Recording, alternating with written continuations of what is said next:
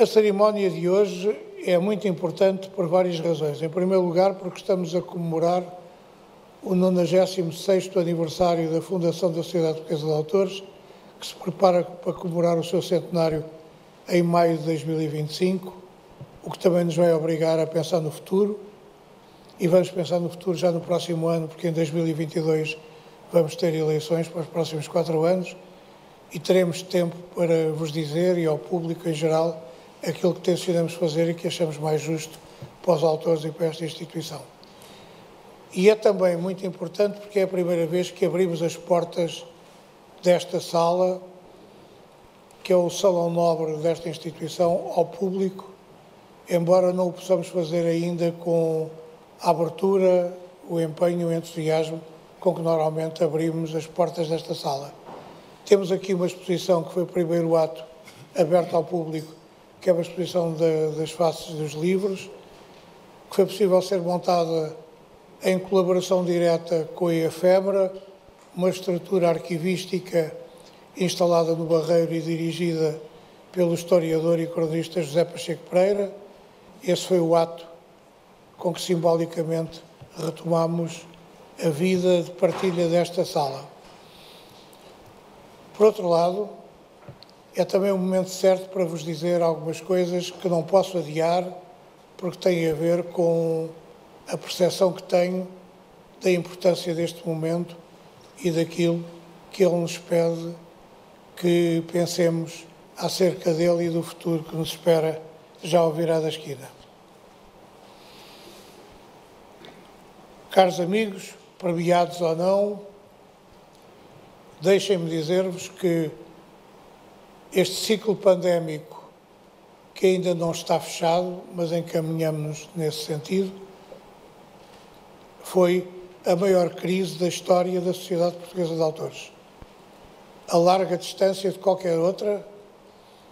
E eu estou-me a lembrar que destes quase 100 anos de vida, esta sociedade viveu à distância a Guerra Civil de Espanha, a Segunda Guerra Mundial, a Guerra Colonial, e apesar disso manteve sempre a sua atividade intacta. Agora, a pandemia representou um outro desafio e uma outra ameaça, e a verdade é que perdemos alguns dos melhores de nós também neste ciclo de constrangimento e de perda. Homenageamos e recordamos aqueles que perdemos e vamos continuar com os que estão vivos e de saúde, porque há muito para fazer, para construir e para salvaguardar em nome do papel cultural estruturante e fundamental desta Casa. O primeiro grande objetivo da Direção e do Conselho de Administração da Sociedade Portuguesa de Autores foi garantir a manutenção dos postos de trabalho, o que era absolutamente essencial, e criar uma dinâmica de solidariedade com o universo dos autores. Nós temos 26 mil associados de todas as disciplinas e, portanto, era preciso garantir os postos de trabalho e, naturalmente, a atividade de pessoas que não podiam trabalhar, que não tinham acesso às salas de espetáculos e muito pouco podiam fazer. Quero dizer-vos que nestes 2 anos, desde março de 2020 até agora, aplicámos cerca de 5 milhões de euros na solidariedade com todos os autores, com mecanismos e iniciativas desde o Fundo Cultural até aos subsídios de emergência e outros mecanismos que permitiram às pessoas encarar com alguma esperança e alguma serenidade o ciclo que todos estávamos a enfrentar com grande inquietação. Logo nos primeiros meses da pandemia, estou a falar-vos de abril, maio do ano passado, que foi há pouco tempo e que parece que foi já uma eternidade, a SPA, só a nível das cobranças, perdeu mais de 37% do habitual valor acumulado, que é muito dinheiro.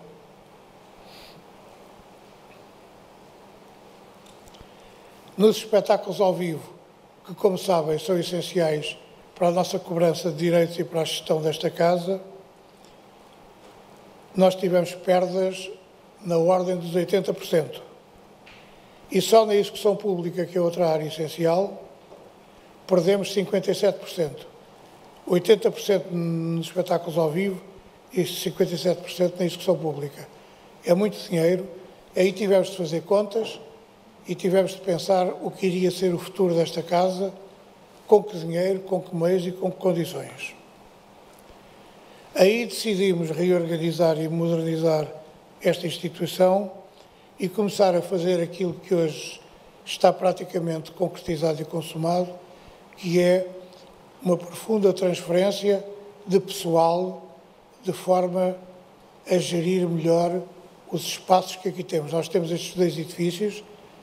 temos este edifício 2 aqui na Gonçalves Crespo e temos o edifício sede da cooperativa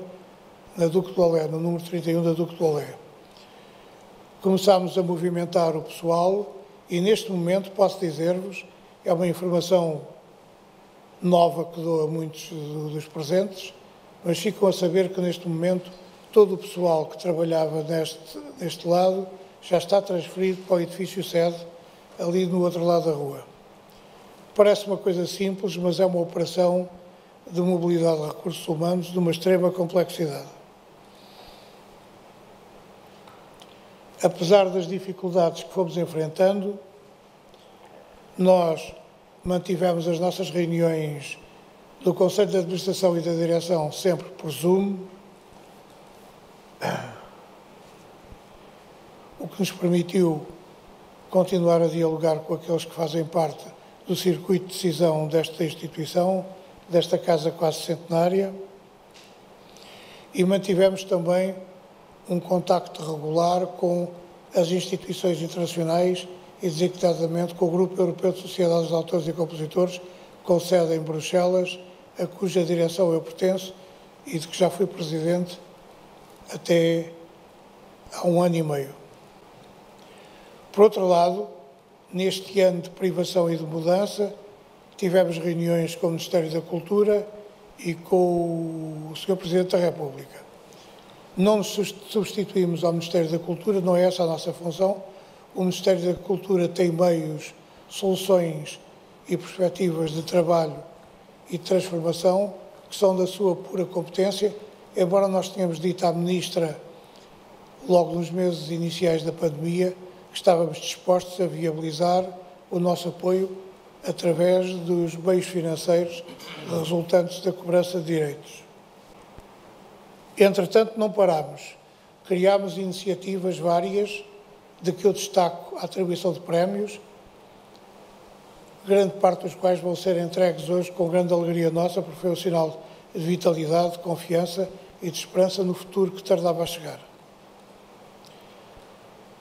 Mesmo com o constrangimento com que lidamos, nós continuamos a manter, com as interrupções necessárias para reformular os processos de cooperação, os programas semanais na SIC, na TVI, na CMTV e também uma colaboração semanal na TSF.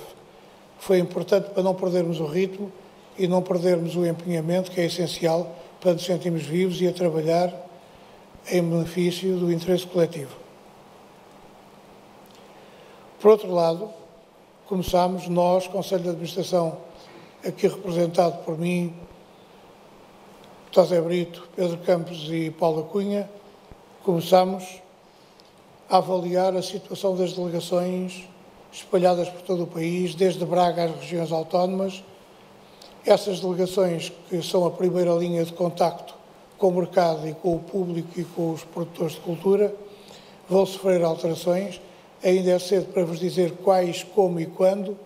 mas posso dizer-vos que são um dos setores que vão ser abrangidos pelo processo de reorganização e de modernização que está neste momento em avaliação. Por outro lado, quero dizer-vos que também pensamos numa área que, sendo aparentemente lateral, é muito importante para a nossa vida, que é a existência de 2 casas que nos foram doadas, uma em Reguengos de Monsaraz e outra no Porto, na Foz do Porto, casa que pertenceu ao escritor António Rebordão Navarro. Essas casas vão continuar a ser propriedade da SPA e vão continuar a funcionar em moldes e em termos que vos anunciaremos oportunamente, sempre com a ideia de que aquilo que pertence a esta casa e faz parte do nosso património e da nossa visão estratégica global tem que sofrer alterações e essas alterações irão ser comunicadas no momento próprio. Durante estes meses que foram longos e dolorosos, houve pessoas que partiram e uma dessas pessoas foi uma grande escritora portuguesa, uma das três Marias das novas cartas portuguesas, Maria Velho da Costa, cooperadora de longa data da SPA e pessoa sempre interessada na nossa vida, no nosso trabalho e na nossa capacidade de responder à adversidade. Ela faleceu e nós, em sua homenagem, porque ela bem o merecia, criámos um prémio com o seu nome. Esse prémio foi atribuído e só não é entregue hoje nesta cerimónia porque a vencedora vive em Moçambique